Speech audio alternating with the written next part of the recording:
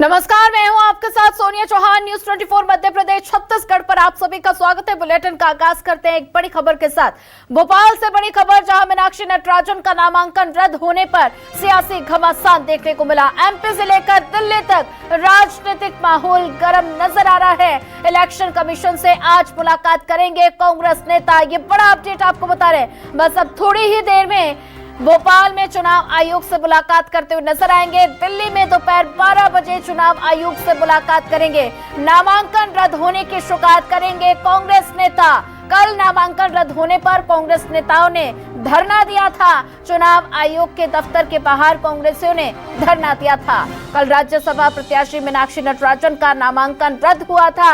आपराधिक मामले को छिपाने का मीनाक्षी नटराजन पर आरोप लगा है।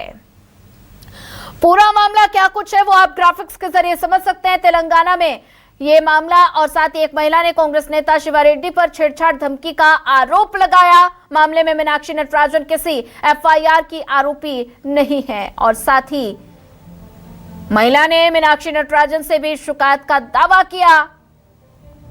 महिला ने पार्टी स्तर पर कार्रवाई नहीं होने का आरोप लगाया है।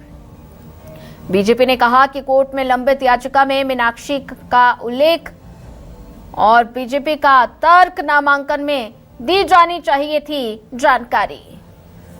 कांग्रेस ने यह भी कहा मीनाक्षी नटराजन पर कोई आपराधिक मामला दर्ज नहीं है। मीनाक्षी के खिलाफ कोई आरोप सिद्ध नहीं हुआ।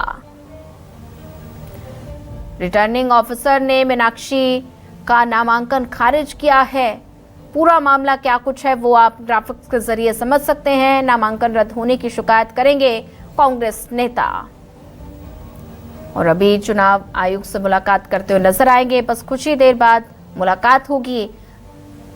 कल मीनाक्षी नटराजन का नामांकन रद्द करने पर धरना दिया गया था और अब कुछ ही देर में चुनाव आयोग से मुलाकात करते हुए नजर आएंगे।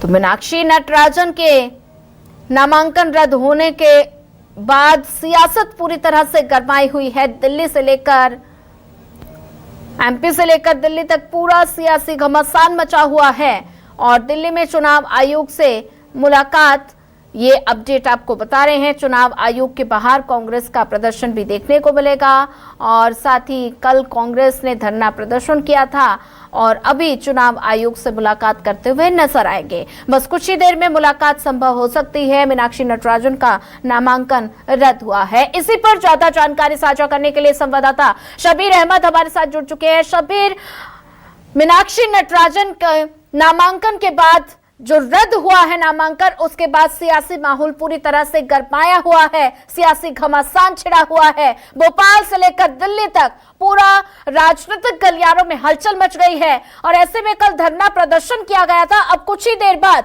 मुलाकात करते हुए चुनाव आयोग से कांग्रेस नेता नजर आएंगे। क्या कुछ अपडेट निकलकर अभी तक सामने आया है?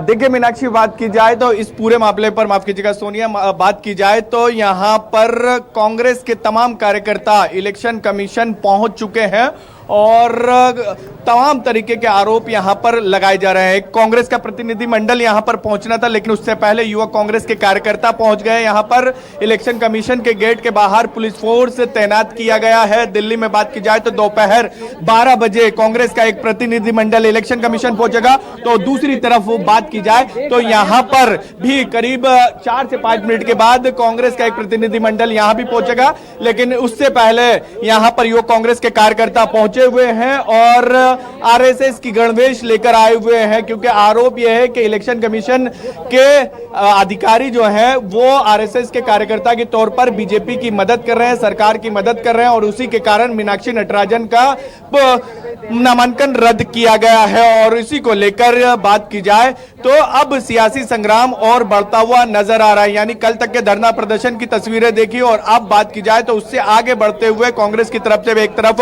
दोपहर 12 बजे भूख हड़ताल होनी है, इसके साथ साथ दोपहर 12 बजे दिल्ली में मुलाकात। और अभी क्या गणवेश लेके क्यों पहुंचे हुए आप लोग? ये गणवेश जिस तरीके से कल मध्य प्रदेश में लोकतंत्र की हत्या हुई है, कहीं ना कहीं इसमें सीईओ मध्य प्रदेश का रोल है कि वो आरएसएस के एजेंट के रूप में कार्य कर रहे हैं। हमारा मानना है कि हम ये ड्रेस देके उनको ये कहना चाहते हैं कि आप इस ड्रेस पे को पहनकर आरएसएस के एजेंट सदस्यता ग्रहण कर लीजिए और पूर्णतः आरएसएस का काम करिए। आपके यहाँ पर बात की जाए तो अभी प्रतिनिधि मंडल भी आ रहा है, उससे पहले आप लोग गणवेश लेकर पहुंच गए। देखिए, युवक कांग्रेस का काम है लड़ना और हमारे वरिष्ठों का काम है बात करना। तो हम जिस प्रकार से सड़कों पे लड़ने का काम करेंगे, हमारा जो वरिष्ठ संगठन है वहाँ पे बातचीत करने का काम करेगा। हम लड़ेंगे सड़कों पे।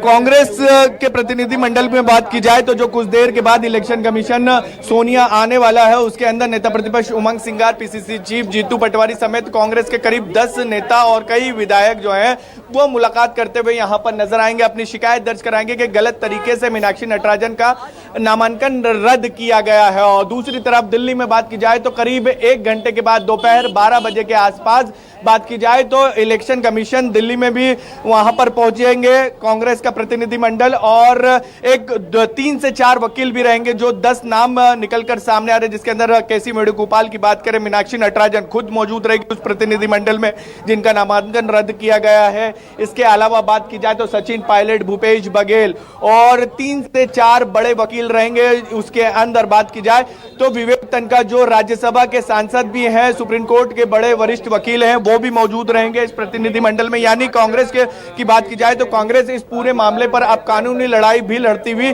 नजर आ सकती है। अब देखना होगा, सबकी निगाहें टिकी हुई है इलेक्शन कमीशन पे। भोपाल की बात करें या फिर दिल्ली की बात की जाए तो क्या कुछ फैसला लिया जा सकता है इस पूरे मसले पर, क्योंकि कांग्रेस बार बार ये कह रही है इस पूरे मामले पर कि गलत तरीके से नामांकन रद्द किया गया, फॉर्म रिजेक्ट किया गया है, क्योंकि जिस मामले में एफआईआर तक के दर्ज नहीं हुई है, ये कांग्रेस का तर्क है, उसके बावजूद भी नामांकन रद्द कर दिया गया। और आप देखेंगे कि आप धीरे धीरे करके जो कांग्रेस के विधायक नेता हैं वो इलेक्शन कमीशन पहुंच रहे हैं, क्योंकि सुबह 11 बजे का वक्त दिया था और 11:02 हो चुके हैं। तो कुछ देर के बाद यहाँ पर नेता प्रतिपक्ष उमंग सिंगार, पीसीसी चीफ जीतू पटवारी भी पहुंचेंगे। यहीं पर ही देर रात को धरना दिया गया था कांग्रेस के विधायक और नेताओं की तरफ से, और उसके बाद इलेक्शन कमीशन के अधिकारी आए थे, उनकी तरफ से समय दिया गया था कि सुबह 11 बजे आप आइए, आपसे मुलाकात की जाएगी और आपकी जो भी शिकायत है वो आप दर्ज करा सकते हैं। सीधे तौर पर यह कह सकते हैं कि रिटर्निंग ऑफिसर जिन्होंने कल फैसला लिया है नामांकन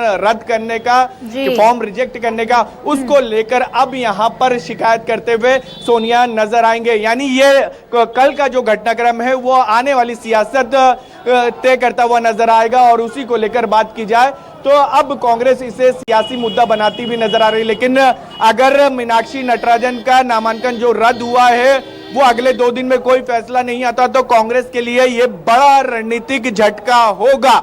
और ये इसलिए कह रहा हूं मैं क्योंकि इससे पहले लोकसभा चुनाव की बात की जाए तो लोकसभा चुनाव में भी कांग्रेस को बड़ा झटका इंदौर में लगा था। उस वक्त तो नामांकन ही इंदौर के प्रत्याशी ने वापस ले लिया था, और अभी राज्यसभा का प्रत्याशी का नामांकन रद्द होना ये बताती है कि कांग्रेस बी प्लान तैयार करके नहीं रखती है और मौजूदा नेतृत्व पर सीधे तौर पर सवाल उठ रहे हैं। चाहे पीसीसी चीफ जीतू पटवारी की बात करें या दूसरे नेताओं की बात की जाए, ये संगठन की जिम्मेदारी होती है कि अगला प्लान क्या होगा। अगर एक फॉर्म रिजेक्ट होता है तो दूसरे को लेकर क्या वैकल्पिक आपने व्यवस्थाएं करी है। ना ही इंदौर में कोई वैकल्पिक व्यवस्था की गई थी, ना ही खजुराहो में कोई वैकल्पिक व्यवस्था की गई थी, क्योंकि खजुराहो में भी 2024 लोकसभा चुनाव के अंदर महागठबंधन को सीट दी गई थी, समाजवादी पार्टी को, वहां पर निरस्त होती है। और राज्यसभा को लेकर भी कई विधायकों में नाराजगी है, खुल के अभी कोई कुछ नहीं कह रहा, लेकिन कई विधायकों से मेरी बातचीत हुई, उनका कहना है कि प्लान बी हमें तैयार करना था, डमी कैंडिडेट के तौर पर एक फॉर्म भरा जाना चाहिए था। लेकिन अब बात है तो अभी तो वो अंदर खाने ये चर्चा करते हुए नजर आ रहे हैं कांग्रेस के विधायक। अब देखना होगा क्या ये नाराजगी खुलकर नेतृत्व पर सामने आती है या नहीं आती। लेकिन फिलहाल बात की जाए तो सीधे तौर पर कांग्रेस के नेतृत्व पर सवाल उठ रहा है कि आपने रणनीति क्यों नहीं बनाई थी दूसरी। अगर फॉर्म रिजेक्ट होता और उसके अलावा भी क्या आपने वैकल्पिक व्यवस्थाएं करी थी। यानी वैकल्पिक व्यवस्था की बात की जाए तो कुछ भी नहीं करी थी, और उसी के कारण आज कांग्रेस को यह स्थिति देखने को मिल रही है कि फॉर्म रिजेक्ट हो चुका। अब इंतजार किया जा रहा है कि इलेक्शन कमीशन से जब मुलाकात होगी तो वो क्या कुछ फैसला लेते हैं। बिल्कुल निश्चित तौर पर जैसा कि आपने जिक्र किया शबीर की कांग्रेस पार्टी के नेतृत्व पर तमाम सवाल खड़े हो रहे हैं, क्योंकि प्लान बी का, जैसे कि आपने जिक्र किया कि प्लान बी का विकल्प कांग्रेस को जरूर रखना चाहिए था। तो ऐसे में अगर बात बात की जाए तो कांग्रेस की तरफ से भारतीय जनता पार्टी पर तमाम तरह के आरोप लगाए गए हैं कि भारतीय जनता पार्टी पर साजिश रचने का आरोप लगाया है। मीनाक्षी नटराजन के ऊपर कोई भी आपराधिक मामला दर्ज नहीं है। इस पर क्या भारतीय जनता पार्टी की तरफ से अभी कोई प्रतिक्रिया सामने आई है?